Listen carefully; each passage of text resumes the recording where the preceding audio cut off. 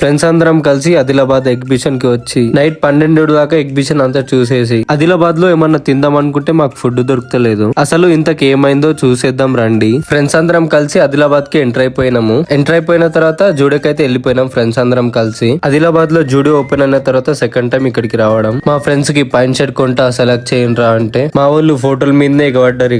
ఇక నేను అన్ని ఎత్తుకుతూ ఉంటే మా లవర్ బాయ్ మంచిగా జూడియోలో నడుచుకుంటా ఫోన్ మాట్లాడుతుండు. మా వాడికి ఏడవైనా అదే పని. అన్ని కూడా చూసినా ఇక నాకు నచ్చలే. ఇక వేరే చోట వెళ్లకుండా ఎగ్జిబిషన్ కి టైం అవుతుందని ఎగ్జిబిషన్ కి వచ్చేసాం. ఎగ్జిబిషన్ వీడియో ఆల్రెడీ నేను పోస్ట్ చేశాను, ఎవరైతే చూడలేదో వెళ్ళి చూడండి. ఎగ్జిబిషన్ అంతా చూసుకొని బయటకు వచ్చేసాం. ఇక మా అందరి కడుపులు తెగ మండిపోతున్నాయి. ఆదిలాబాద్ మొత్తం ఫుడ్ కోసం వెతుకుతా ఉంటే ఎక్కడ కూడా ఫుడ్ దొరుకుతలేదు. ఇక వెళ్ళిపోదాం అనుకుంటే ఫ్రెండ్స్ మండి అయితే ఓపెన్ ఉండే అక్కడికి వెళ్ళిపోయినాం. ఇక మేము 4 pieces చికెన్ మండి పెట్టుకున్నాం.